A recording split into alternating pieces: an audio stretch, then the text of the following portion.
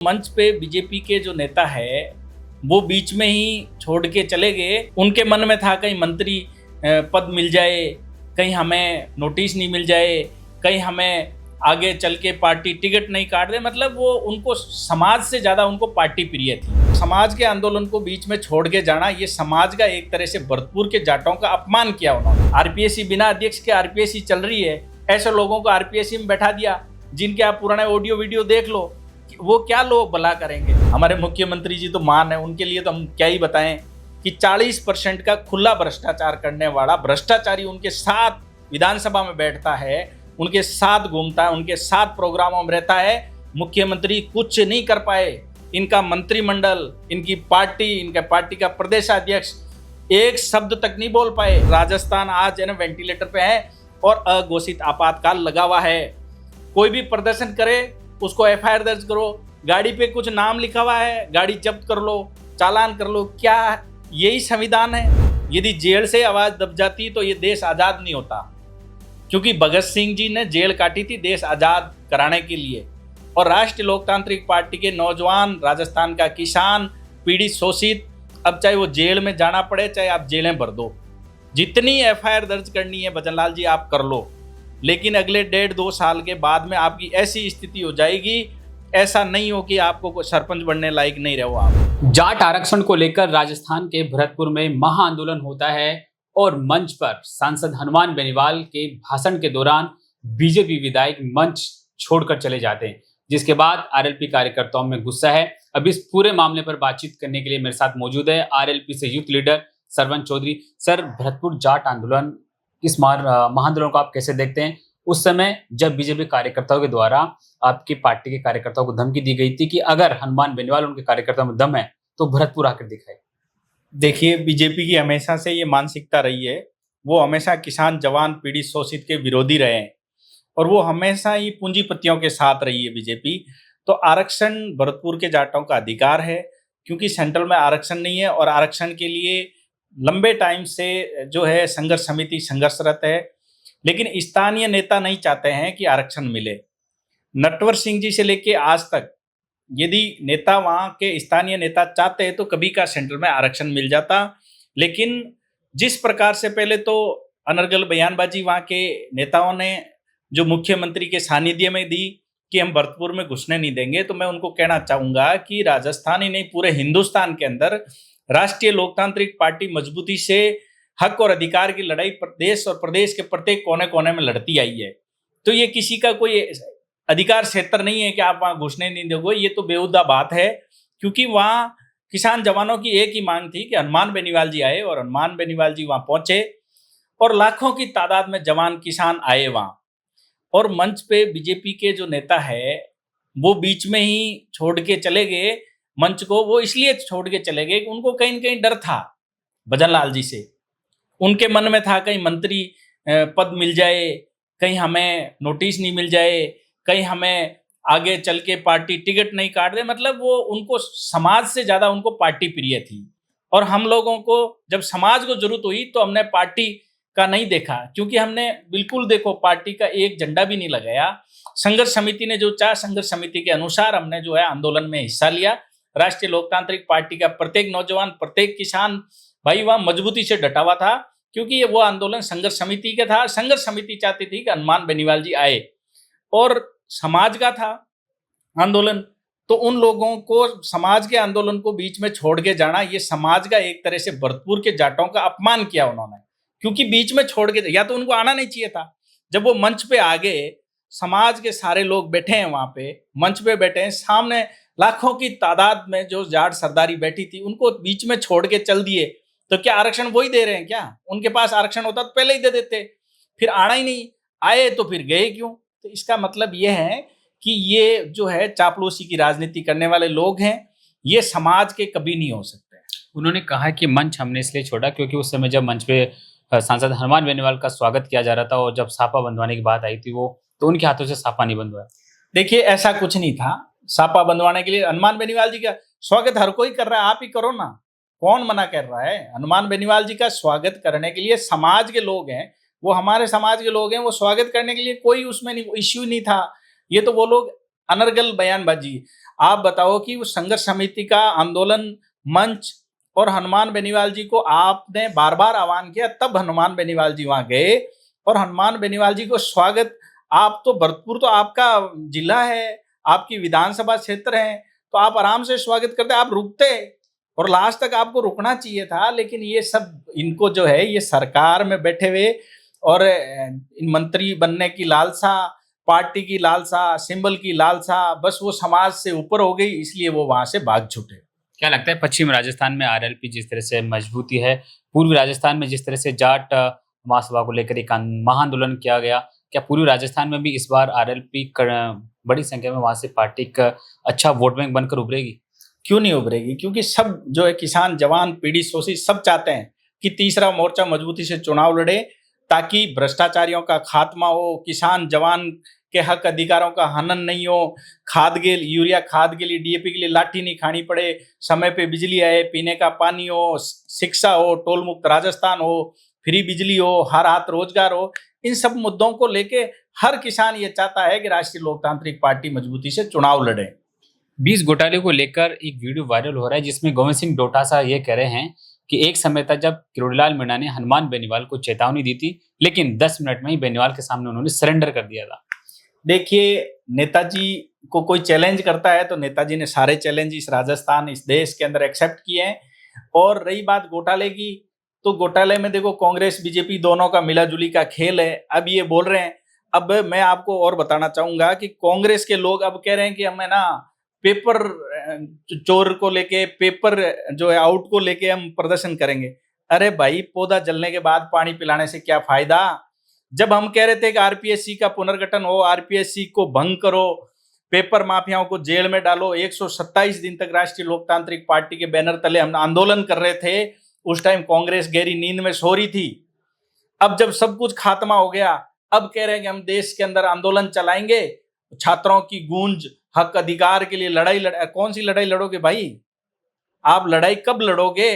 मैं कह रहा हूं, क्यों नहीं आरपीएससी के भंग के लिए लड़ाई लड़ो? आरपीएससी में भ्रष्ट लोग बैठे, उनको क्यों नहीं उठा के बाहर फेंकने की बात कर रहे हो? आप कर ही नहीं रहे, आप लिपापोती कर रहे हो।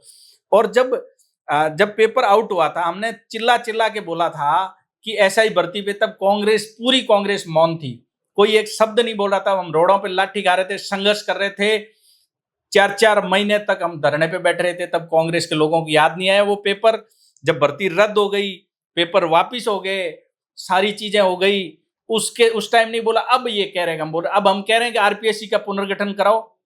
आरपीएससी बिना अध्यक्ष के आरपीएससी चल रही है, ऐसे लोगों को आरपीएससी में बैठा दिया जिनके आप पुराने ऑडियो वीडियो देख लो, वो क्या लोग भला करेंगे? वो ऐसे जो कास्टिज्म वाले लोग, जो जातीय जहर घोलने वाले लोग आरपीएससी के अंदर बैठे हैं, लेकिन फिर भी कांग्रेस नहीं बोल रही है। और कांग्रेस के नेताओं से मैं ये पूछना चाहूंगा कि आरपीएससी का मेंबर किसने बनाया? ऐसे लोगों को आरपीएससी का मेंबर है गहलोत सरकार ने बनाने का काम किया। आपने चोरों को पनाह दिया, आप किसके खिलाफ लड़ रहे हो? आप अपने ही लोगों के खिलाफ लड़ो, तो उस टाइम क्यों नहीं लड़े? चोरों को बैठा के, और अब आप कह रहे हो चोर चोर, चिल्लाने से क्या फायदा? चोर तो आपके सानिध्य में बने थे ना। मंत्री किरोड़ीलाल मीणा गोविंद सिंह डोटासरा पर आरोप लगा रहे हैं कि आरएस परीक्षा में गोविंद सिंह डोटासरा ने अपने समधी और उनके परिजन और उनके बेटों को आरएस परीक्षा में फर्जी प्रमाण के पत्र लगाकर उनको सरकारी नौकरी दिलवाई। फिर जांच क्यों नहीं करा रहे? सरकार बीजेपी की है ना। आरोप प्रत्यारोप से क्या होगा? आरोप प्रत्यारोप देखो, लगाने से कुछ नहीं होगा, जांच करने से ही पता चलेगा। जैसे एसआई भर्ती के पेपर की जांच हुई, खुलासा हो गया, पता चल गया, ऐसे ही जांच होने से पता चलेगा, आरोप प्रत्यारोप से नहीं होगा। रही बात कि किरोड़ी जी को जो खाद बीज के लिए किसान जो त्रस्त है, उनकी सूद लेनी चाहिए।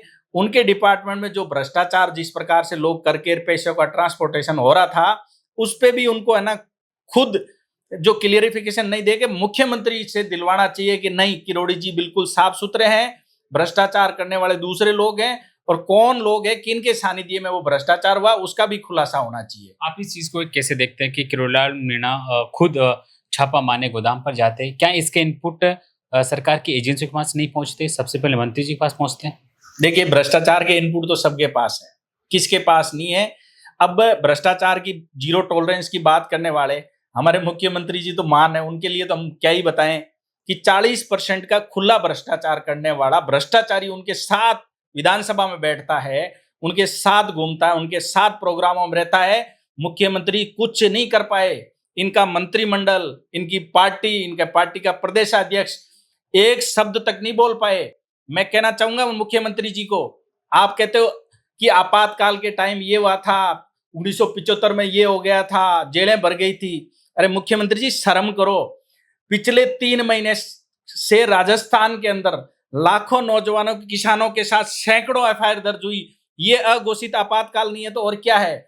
जिस प्रकार से 200 एफआईआर 200 लोगों के ऊपर एफआईआर दर्ज होना नागौर के अंदर, कुचामन के अंदर, जयपुर के अंदर, राष्ट्रीय लोकतांत्रिक पार्टी के नौजवानों और किसानों के ऊपर, रिया के अंदर, बहराणा के अंदर, मोखमपुरा, टोंक, आप बताओ कि इससे ज्यादा अघोषित आपातकाल क्या होगा? मुख्यमंत्री जी आपको शर्म आनी चाहिए। आप पुराना आपातकाल की जिक्र कर रहे हो। राजस्थान आज है ना वेंटिलेटर पे है और अघोषित आपातकाल लगा हुआ है। कोई भी प्रदर्शन करे उसको एफआईआर दर्ज करो, गाड़ी पे कुछ नाम लिखा हुआ है गाड़ी जब्त कर लो, चालान कर लो। क्या यही संविधान है? आप तो संविधान से ऊपर हो गए। आपको तो संविधान का भी ज्ञान नहीं है। आप इस प्रकार इतना मतलब आप मूर्ख मंडली नहीं कहेंगे तो क्या कहेंगे? आप बताओ कि आज से पहले देश के अंदर प्रदर्शन नहीं हुए? आज से आजादी से लेके अब तक प्रदर्शन होते आए हैं, लेकिन इस प्रकार का जो जंगल राज कभी नहीं हुआ कि जिस प्रकार से टारगेट करके गाड़ी जब्त करना, टारगेट करके एफआईआर दर्ज करना, और छोटा सा भी प्रदर्शन हो, पुराना 1 साल पहले जिसने प्रदर्शन किया उसकी एफआईआर, राष्ट्रीय लोकतांत्रिक पार्टी का इसके खिलाफ एफआईआर दर्ज करो। क्यों नहीं कर रहे हो? आप बीजेपी में बैठे हुए 40% भ्रष्टाचार वालों के खिलाफ एफआईआर दर्ज करके उनको जेल में क्यों नहीं डाल? इसका मतलब मुख्यमंत्री खुद भ्रष्ट है। क्यों नहीं आप अपने साले को जेल में भेज रहे हो? कहां है आपका जो साला प्रमोद शर्मा? हम पूछना चाहते हैं, इस प्रदेश का नौजवान चाहता है कि प्रमोद शर्मा कहां है? क्या वो भ्रष्टाचारी नहीं है? नहीं है तो आप सामने लाओ, क्लीन चिट दिलाओ और आप बोलो। क्यों नहीं दे रहे हो आप? लेकिन सीएम खुद कहते हैं कि बड़े बड़े मगरमच्छों को पकड़ेंगे और जीरो टॉलरेंस की नीति से काम करेंगे। कौन सी 40% का भ्रष्टाचार जो मुख्यमंत्री खुद तक जाते हैं? ट्रांसफर पोस्टिंग का खुला खेल चल रहा है। एक मंत्री अपने घर के बाहर नोटिस लगाता है कि कोई ट्रांसफर पोस्टिंग के लिए यहाँ नहीं है। क्या ट्रांसफर पोस्टिंग की पॉलिसी है आपकी राजस्थान के अंदर? 5 साल में एक बार आप बैन हटाते हो, 3 साल में, 2 साल में, कब हटाते हो? क्यों नहीं आएंगे किसान के बेटे? वो कौन नहीं चाहेगा अपने घर के पास रहना? लेकिन सरकार ने तो जो हेल्थ डिपार्टमेंट है उस पर तो ट्रांसफर पॉलिसी पर रोक बरकरार रखी है। देखिए, हेल्थ डिपार्टमेंट तो पूरी तरह से ऐसी हालात है, जिस प्रकार प्रसूताओं की मौत हो रही है, इन्फेक्शन से मौत हो रही है, समय पे दवाई नहीं, समय पे इलाज नहीं हो रहा है। चाहे कोटा का देख लो, जोधपुर का देख लो, बीकानेर का देख लो, एसएमएस के क्या हालात है। जो हालात प्रदेश के अंदर बना हुआ है, डुप्लीकेट दवाएं चल रही हैं, कोई सिरप पी के खत्म हो रहा है, कोई सुनने वाला नहीं है। आप देखो एसएमएस के अंदर जो हालात आज बने हुए हैं, इतना एसएमएस की इतनी बिल्डिंग, इतना इंफ्रा, इतने स्टाफ डॉक्टर्स और चाहिए, लेकिन इस पे कोई बात नहीं करेगा। ये बात सिर्फ इधर उधर की करेंगे ये लोग। इनका भ्रष्टाचार तो खुला दिख रहा है ना देश के अंदर। राम मंदिर के अंदर अरबों रुपए की चोरी हो जाते हैं और ये चंपत राज जैसे चपत लगा के भाग जाते हैं। कोई इनके मुंह क्यों नहीं खुल रहा? क्यों नहीं मुख्यमंत्री ये कहता है कि नहीं यहाँ उस इस प्रकार की चोरी हुई है, हमारे पार्टी का जो है वो भ्रष्टाचार में लिप्त है। खींवसर का विधायक रेवतराम डांगा क्यों नहीं बोल रहे हैं? क्यों नहीं बोल रहा है आखिर मुख्यमंत्री? रेवतराम डांगा की आप बार बार बात कर रहे हैं, वो आपकी पार्टी से निकल बीजेपी पार्टी में ज्वाइन करे थे और विधायक नीति में से 40% का उन पर आरोप भी लगे थे। अभी तक वो सिर्फ मामला कुछ शुरुआती दिनों में ताजा रहा, उसके बाद सारी फाइलें दफन हो गई है और कार्रवाई अब तक कुछ भी नहीं की। देखिए, दफन कर रहे हैं ना, बीजेपी का काम ही है दफन करना। भ्रष्टाचार के ऊपर पर्दा डालने का काम बीजेपी का हमेशा से रहा है। बस लोकतंत्र के अंदर आवाज को कैसे दबाया जाए। लेकिन भजनलाल जी, ये आवाज दबेगी नहीं, जेलों से नहीं दबने वाली आवाज। जेल और लाठी से आवाज मजबूत होगी। यदि जेल से आवाज दब जाती तो ये देश आजाद नहीं होता, क्योंकि भगत सिंह जी ने जेल काटी थी देश आजाद कराने के लिए। और राष्ट्रीय लोकतांत्रिक पार्टी के नौजवान, राजस्थान का किसान, पीड़ित शोषित, अब चाहे वो जेल में जाना पड़े, चाहे आप जेलें भर दो, जितनी एफआईआर दर्ज करनी है भजनलाल जी आप कर लो। लेकिन अगले 1.5-2 साल के बाद में आपकी ऐसी स्थिति हो जाएगी, ऐसा नहीं हो कि आपको सरपंच बनने लायक नहीं रहो आप। सरकार रिपीट होने के दावे कर रही है। कौन सी रिपीट होने वाला है? इनको घुसने नहीं देंगे गाँव में लोग। आज की तारीख में ये रथ लेके घूमे थे ना, किस प्रकार से लोगों ने भगाया था। पंचायत चुनाव क्यों नहीं करा रहे? मुंह की खानी पड़ रही है ना। पंचायत चुनाव इसलिए नहीं करा, क्यों नहीं करा रहे? यूनिवर्सिटी कॉलेज के चुनाव, हर जगह इनको मुंह की खानी पड़ रही है, इसलिए इनकी हालात खराब है। इन्होंने तो भ्रष्टाचार का इस तरह से राजस्थान का भट्टा बिठा दिया। आए दिन मर्डर हो रहे हैं, जोधपुर के अंदर फायरिंग, गोली कांड हो गया, मर गया। आप बताओ, जगह जगह खत्म हो रहे हैं। काफिले के अंदर सीएम को कम से कम इतनी सूद लेनी चाहिए। एक बहन बेटी जिसके ऊपर गर्म पानी से जो झुलस गई काफिले की वजह से, उसकी जिम्मेवार आखिर जिम्मेवार कौन है? मुख्यमंत्री खुद जिम्मेवार है। ये तो खत्म नहीं हुई। जलावा आदमी यदि खत्म हो जाए तो वो सीधे सीधे हत्यारे हैं भाई, उनके ऊपर हत्या की और जुलूस ने एक एफआईआर दर्ज होनी चाहिए, या राजस्थान के मुख्यमंत्री के ऊपर एफआईआर दर्ज होनी चाहिए। तो आखिर मुखिया वो है, उनकी काफिले की वजह से वो महिला जुलस गई, वो आज मौत और जीवन के बीच में जंग लड़ रही है, तो उनके ऊपर एफआईआर दर्ज क्यों नहीं होगी? प्रमोद शर्मा कब आएगा? 40% वाला भ्रष्टाचारी विधायक वो कब जेल जाएगा? पूछता है राजस्थान का नौजवान, क्यों नहीं दे रहा है मुख्यमंत्री जवाब? एफआईआर दर्ज करने से, डराने से, धमकाने से, गाड़ी जब्त करने से, चालान से हम डरने वाले नहीं है। लोग कहते हैं सांसद हनुमान बेनीवाल संघर्षशील नेता है, उनकी जो काम करने की जो स्टाइल है वो लोग पसंद भी करते हैं, लेकिन लोग ये भी कहते हैं कि जो उनके कार्यकर्ता हैं उनका नुकसान करते हैं। देखिए, कोई कार्यकर्ता संघर्ष में चल रहे हैं। कार्यकर्ता हमेशा नेता को पसंद करते हैं, उसी के साथ रहते हैं, उसी के साथ चलते हैं। निस्वार्थ भाव से कार्यकर्ता अपना संघर्ष में साथ दे रहे हैं अपने नेता का। अभी नहीं, नेताजी यूनिवर्सिटी कॉलेज से निकल के जब पार्टी 2018 में बनाई और 18 से 26 तक लगातार किसान, जवान, 36 कौम के लोग प्यार प्रेम नेताजी के साथ रहते, क्योंकि नेताजी हमेशा दुख तकलीफ में काम आते हैं, आगे खड़े मिलते हैं।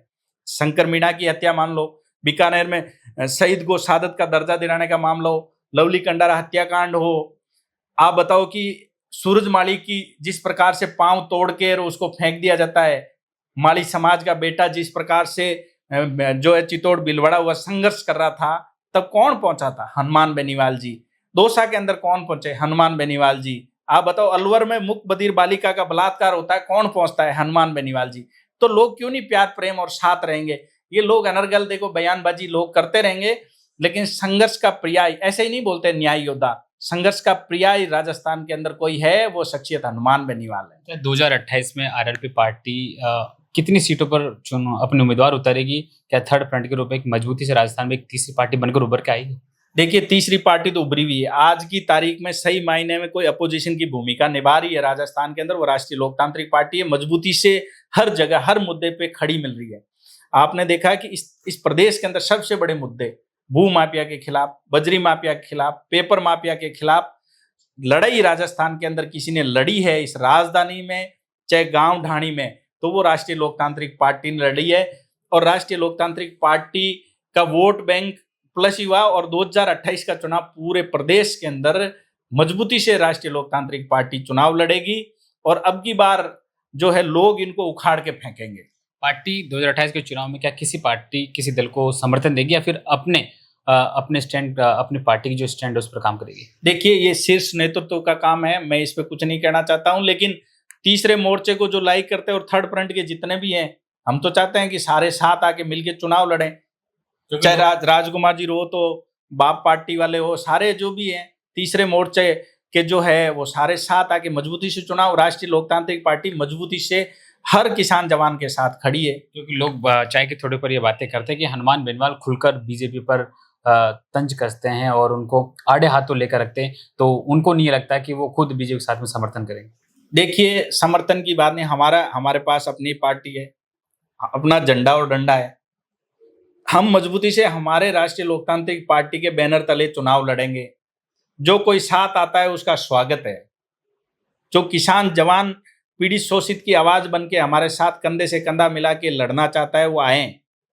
पार्टी में सबका स्वागत है, लेकिन ये नहीं है कि राष्ट्रीय लोकतांत्रिक पार्टी किसी की मोहताज है। राष्ट्रीय लोकतांत्रिक पार्टी का जवान, किसान इतना मजबूत हो चुका है कि राजस्थान के अंदर मजबूती से चुनाव लड़ेंगे।